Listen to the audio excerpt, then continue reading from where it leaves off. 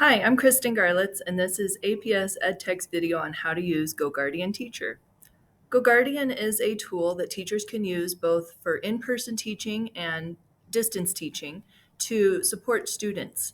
It helps with monitoring and communication with students. To get to GoGuardian, you're going to go to goguardian.com. Then you're going to click Sign In. The quickest and easiest way to sign in is to log in with Google or log in with Clever. If you log in with Clever and you are a classroom teacher who has students assigned to you in Synergy, this will work the fastest. If you do not have students assigned to you in Synergy, it's quicker to log in with Google. Once you log in to GoGuardian, you'll notice that your classrooms is the tab that pops up first. You probably have no classrooms here if it's your first time using GoGuardian. Down the side here, we've got your classrooms, scenes, which are what you use to limit what websites students are able to visit, your calendar, where you can schedule your sessions, and student reports, where you can actually pull up reports of activity for individual students during a class period. Your first step is to set up your classrooms. There are 3 different ways to set up a classroom in GoGuardian. If you are a teacher who uses Synergy and has students assigned you in Synergy, you can click on the pending button here, and you will have your pending classes that have all of your students from Synergy. This is the quickest way if you want your GoGuardian classes to match your Synergy classes. That may or may not work for you. If you've got multiple sections in the same class period, then you may have too many GoGuardian classes here. In that case, go back to Active, and then you can either import from Google Classroom, which is also quick and easy. Click on the Import from Google Classroom button. You may have to reconnect or connect with Google if it's your first time. Then you can select any or all of your Google Classrooms to sync. Click the button next to it, scroll down to the bottom, and click Import Class.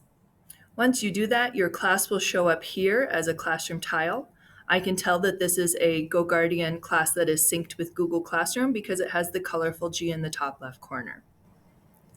The last way to add a classroom to GoGuardian is to click the green Add Classroom button. This is for manually creating a class. Come up with a class name, a subject. This is not necessary, but you can choose a subject, a description of your class. This is just for you. Nobody sees this but you.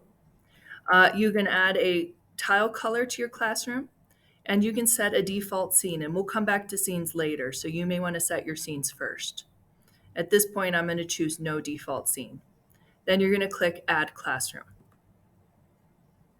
Now it's going to have you add students to your class. When you click Use Code, it's going to give you a code that you can then email to students. That means that if students don't open their email and click on the code, they will not be enrolled in your GoGuardian classroom. So this is not recommended for students who may not want to be monitored. You can add students by email address. This is easy to do. Just type in their email addresses, click Add another email address until you have them all. And the third way is probably the easiest, is to use a CSV import. Go to Synergy, find a list of all your student emails, and then you can click or drag the file to upload it here, and then click the green Import Student button. This will add all of your students to your classroom. Once you've got a class set up, you can add co-teachers.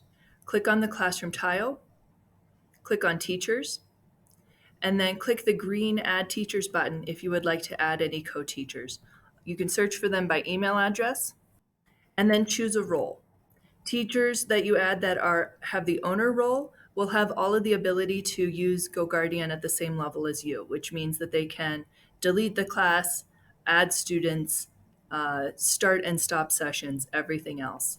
Teacher has a medium amount of ability, and helpers really can only monitor sessions that have already started. They can't even start their own sessions. So generally, we recommend that you add co-teachers as teacher or owner to make sure that they have the full ability. Then you click the green Add Teacher button, and it will send them an email where they click the link to accept your invite. You can view your students at any time by clicking the Students button and seeing the students that are in here. If you have a Google Classroom class, you can resync at any time by clicking the blue Sync Students from Google button. When you do that, it will reconnect with Google Classroom and add and subtract any students that have been joined to your class or have left your class. If you're using the pending classes that are synced with Clever, those will automatically sync with Synergy, and you will not need to add or subtract students manually ever. In your class, you can also view the sessions that you have started with your students.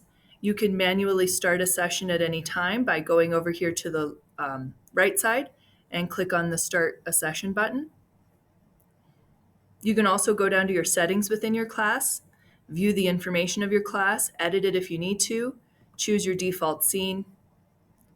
Make sure you click the green Update Classroom button after any changes. You can go to Scheduling. It's a good idea to set up schedules for your classes so that they run automatically. It's as easy as going to the Scheduling button here, clicking the green Add Schedule button, and then choosing the start and end time for your classes.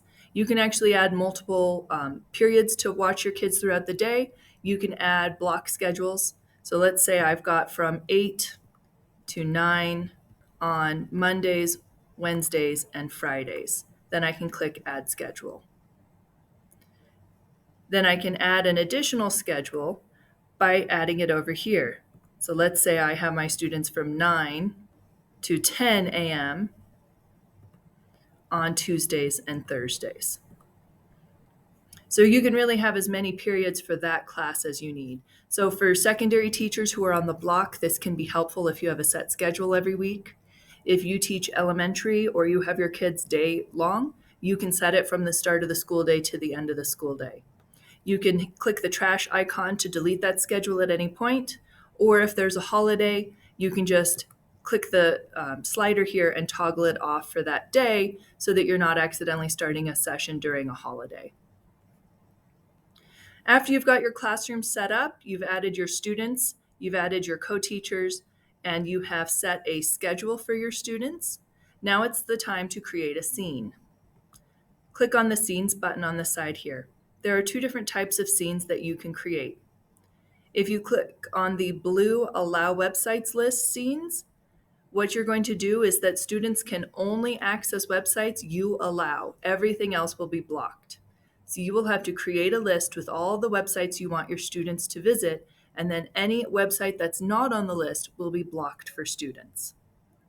If that seems like you're not sure exactly how many websites you want your students to visit, and you want to make sure that they have access to the internet, say for research or to gather information, a blocked website list scene might be better for you. A blocked website list means that students can browse any website except the ones that you block. So then you can block specific distracting websites such as chat or games or other things that students use to get distracted. So let's first create an Allow Website List. Click on the Create List button on the blue Allow Website side. You're going to start by naming your list. You can add a description. You can decide if you want to create your scenes based on class periods and for what websites and resources each individual class period use. You could also decide to set scenes by type of day or type of session. So you could create a blocked list for when you want to just block games during class, and allow list for when you want to do testing and you only want students to go to the testing website. That is one way to consider doing scenes. You can choose your color. Then you're going to click the blue Next button. And now, since I'm choosing which websites to allow, I'm going to list the specific websites I want my students to go to. You do have to copy and paste or type in the full web address. So classroom.google.com is an example. I'm going to click Search. And then here is Classroom down here. I'm going to click the blue Add button. As I add it, this yellow light bulb image pops up that says students may be redirected to additional websites when they go to the website added to your scene. We recommend adding the following to ensure student access. It is a good idea to also add these. Oftentimes, as we're adding websites to our allow list, there are additional websites that you may need just to log in or visit the website. If you click Add, it will then add it to your list down here. So you can go through and add as many of the different websites as you want. It's going to give you examples down here. So maybe I also want my students to go to GoNoodle. I can add that to the list. As they've been added, it will say added next to it, and they will show up here in my scene. A nice option is that there are quick lists. So if you click on this green quick list button, it will pull up a list of websites that have been grouped together. So if I know I want my students to visit all of the Google tools, I can click this button here, and I can click the drop-down arrow to see what's included, and it has everything Google. Then when I click the blue Add to Scene button, it's going to add that entire list to my scene. So this way, I don't have to worry about which Google tool my students might be blocked from. You can also do advanced filtering with the purple Advanced Filtering button. When you click on that, you can add an exception. So for example, if you want to block YouTube, but have a specific video you want your students to watch on YouTube, you can add that specific video here, which means that it would be blocked from all of YouTube except for that one video. This is great for students in classes that are easily distracted and will only be allowed to watch then that video that you put here. Other examples would be you don't want them to visit any Google site except for your specific Google site. So there's a lot of ways that you could use advanced filtering to allow them to go to one example of a type of website. Once you've got all of your websites listed here in your scene, you can also scroll down to the bottom and decide how many tabs you want students to be limited to. If you choose no limit, then your students could have as many tabs open as they want. You can choose a limit up to 9. This is a good idea if you've got kiddos who like to open up a million YouTube tabs and have all their videos ready to play for as soon as class is over. Having too many tabs open definitely slows down their Chromebooks. So during class period, it would limit how many tabs they can have open, which means that their devices will be a little bit faster during class period. So you can set tab limits. If that seems like too much, just keep it set at no limit. Once you have all of your rules set for your scene, click the blue Save button at the top, and it will add your scene to the bottom of your Allow Website List scenes. You can always go into a scene at any point by clicking the settings wheel, and then edit the scene, rename it, or even make a copy. Some teachers like to have a different scene for each class period with the specific sites that are necessary for each class period. So you can make a copy and then set them period 1, period 2, period 3, just to make sure you've got them matched up nicely. When you click edit, it's going to go right back into edit mode, and then you can add or subtract any websites. It's easy enough to delete a website by clicking the remove button.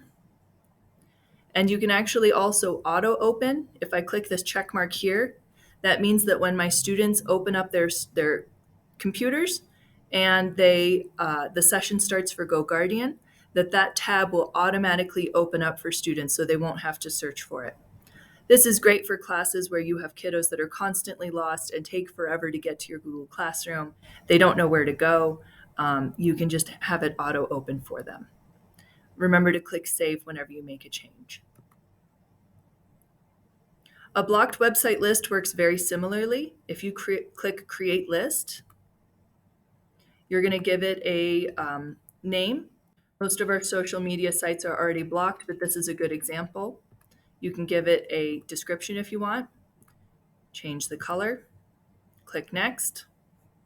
And then what websites do you want to block? So I would like to block YouTube because my students are always watching videos. You click Search, and then it's going to find that example, and it might give you other examples of websites you hadn't thought of. Here are a bunch of game websites that students may try to access. So I can just keep adding all these game websites to my scene. Same thing, you can have a quick list where maybe you want to block these things for your students. You can actually create your own quick list. This is again great if you use multiple periods or you have multiple classes, and then you do have to create a scene with each set of rules, but you might have a quick list that you can add to multiple class periods. You can choose which tab to auto open for your students. So on the block scene choice, you want to block certain scenes, but you still want them to go to classroom or whatever, you can just add that to your scene. Click Update Scene. Again, you can do the tab limiting down here at the bottom and choose up to 9 tabs as a limit or no limit. When you're done creating the scene, click the blue Save button. Now I can go back to my classroom and I can start a session fresh, or I can wait until class period for when my scheduled session will appear. If I want to start a session, there's 2 ways to do that. The quickest way is to choose the length of my class period and then click the blue Start Class button. Once you've started a session, this is what a session screen looks like. Across the top, you've got tabs. Screens shows you all of your students' screens lined up across the bottom here alphabetically. Timelines will show you what your students are working on at any given time. Screenshots will show you any screenshots you've taken. And Call Students has been disabled, so don't worry about that one. You can turn chat on or off here. This chat option is nice because unlike Google Chat, it is limited to only you and the student. So students can't use it to chat with each other. By turning chat on, my students can now start a chat with me, or I can start a chat with them. This is a nice option because it is private, and some students do prefer to communicate more privately. You can set off-task alerts for on or off. If you click the settings wheel, you can actually choose the class subject and the sensitivity of the alert. So a moderate alert will alert you if a student is off task for more than 30 seconds, a lenient alert if they're off task for more than 60 seconds, and strict is for 15 seconds. You can also click here where there says no scene applied, and I can now choose the scene that I just created to now apply that. Once you've chosen a scene here, it will make whatever rules you've applied in that scene apply to this session until the end of the period. You can always end a session early with the red End Session button. What you can do next is click on an individual student's screen and see what they're working on in real time. If your students are watching a video or writing an essay or whatever it is they're doing, you will get screenshots of that every 5 seconds to see what they're doing as they're doing it. Your choices while you are here are to exclude student, which means that you're no longer monitoring them.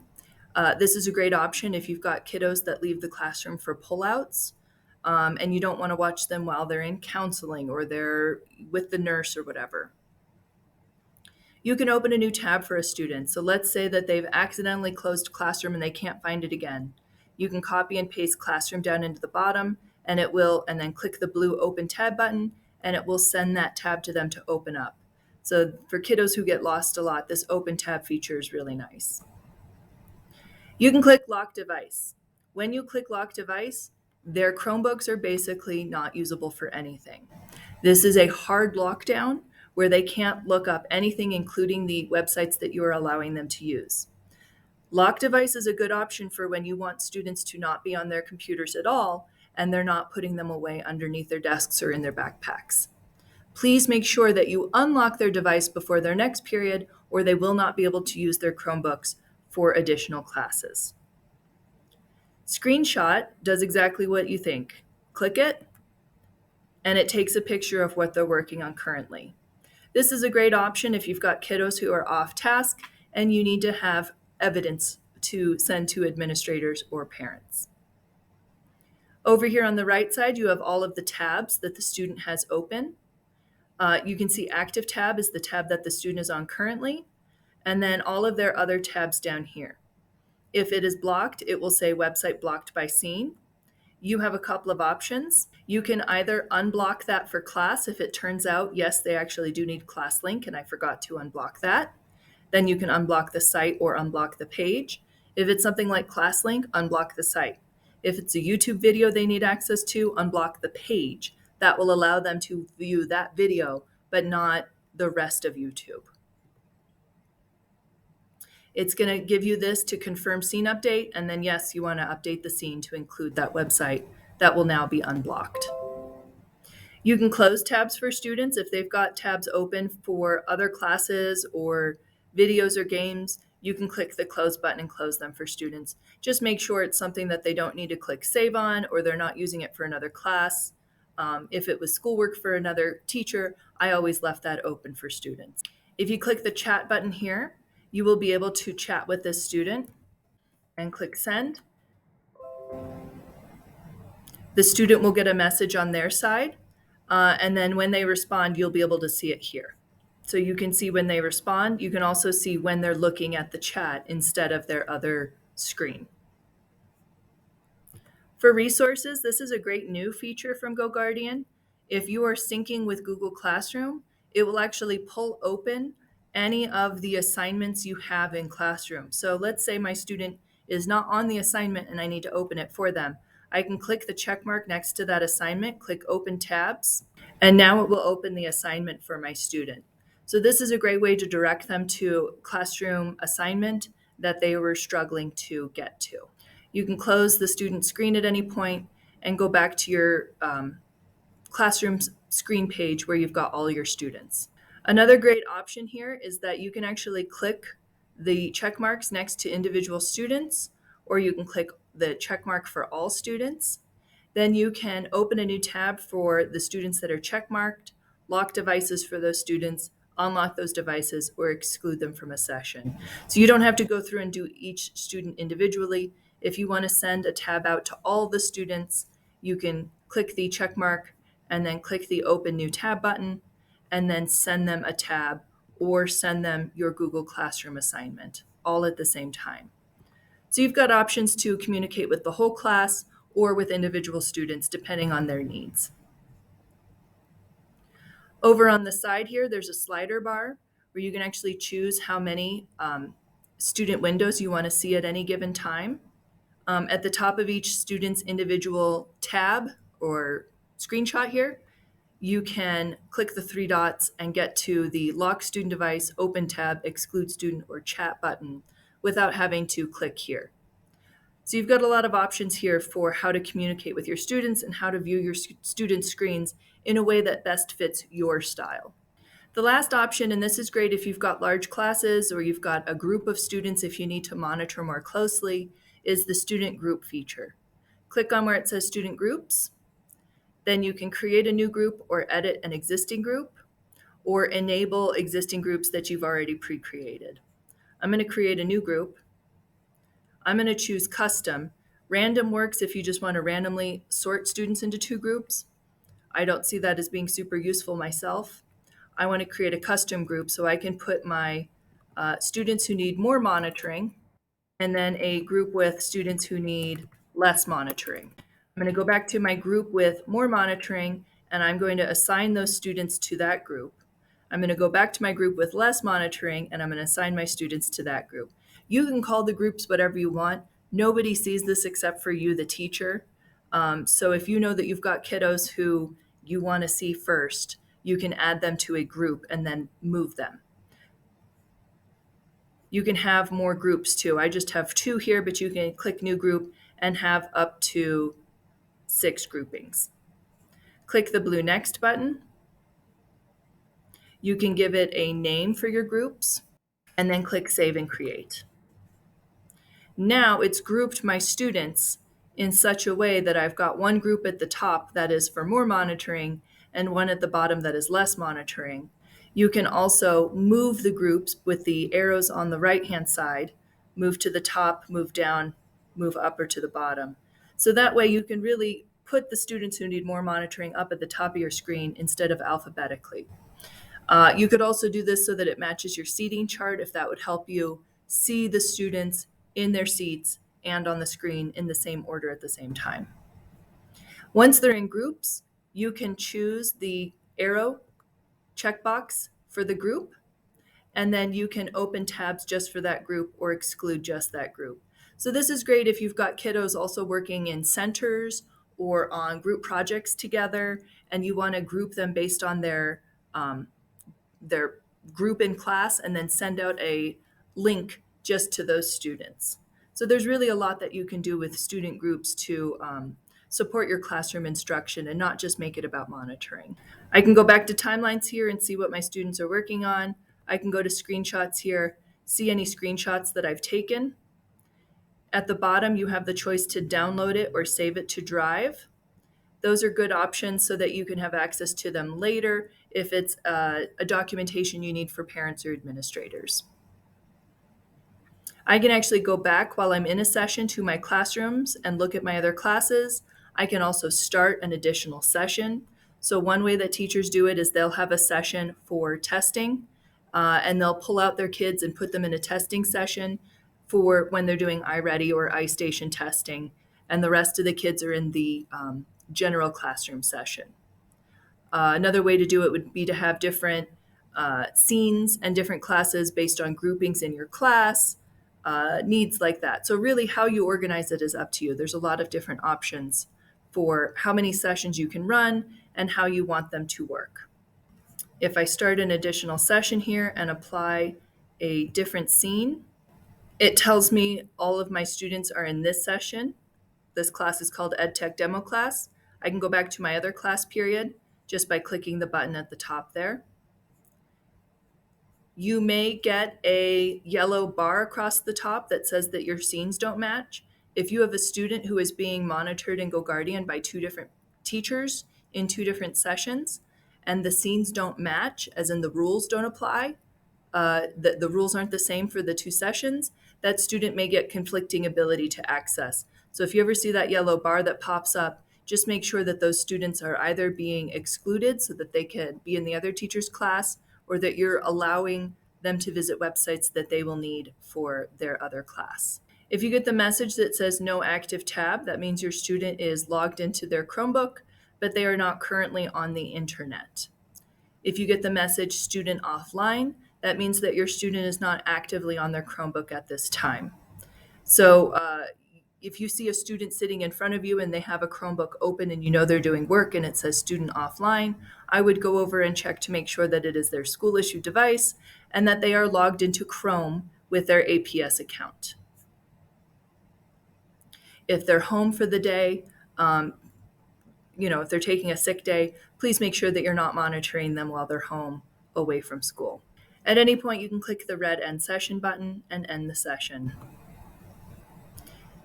It takes you to this page where you can then go to your classes and view all your classes.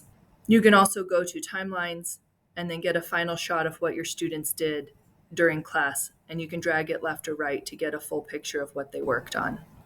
The last thing you can do with GoGuardian is run a student report. If you click the Student Reports button, then choose a classroom, select your student by their name, and then a date range. You can either do it from, yesterday to today, or just today, or you can even go back in time if you need to show parents or administrators some historical evidence of what students have been working on. Click the blue View Report button.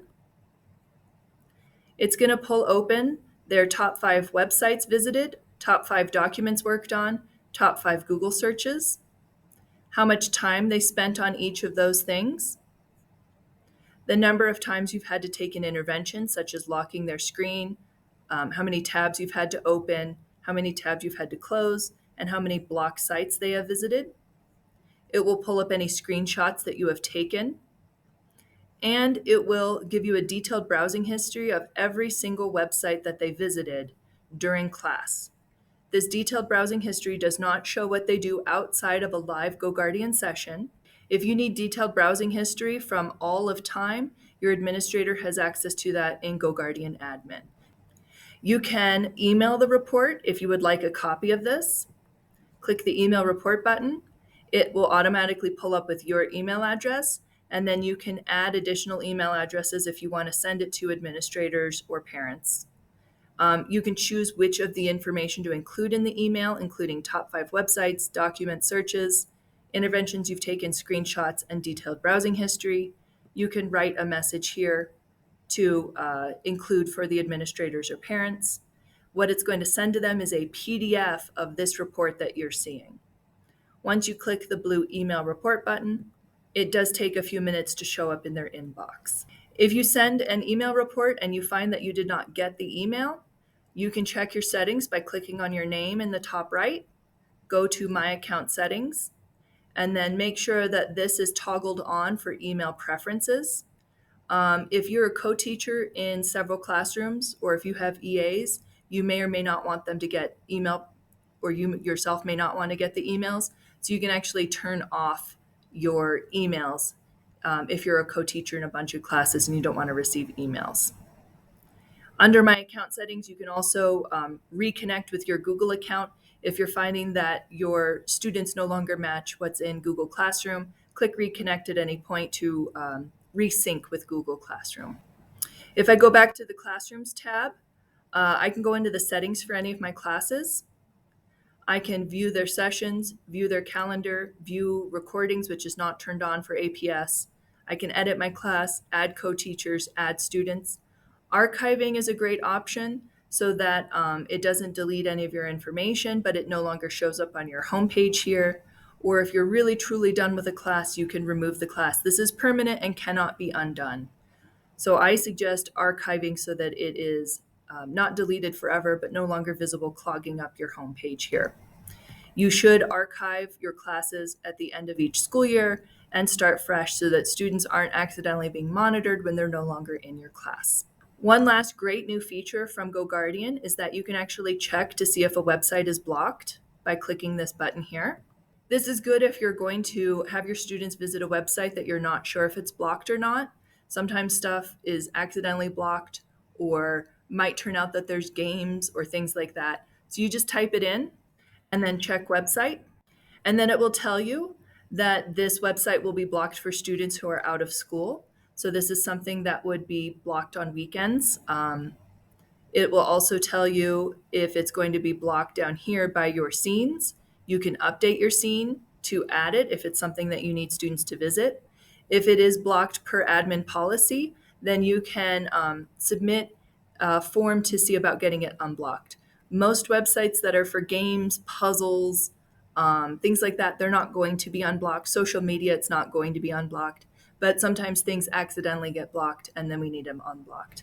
So this is a great way to check websites before starting a session, or even if you don't start a session, you can check if a website is going to be blocked so that you know before class if your students are going to be able to do the activity with that website or not.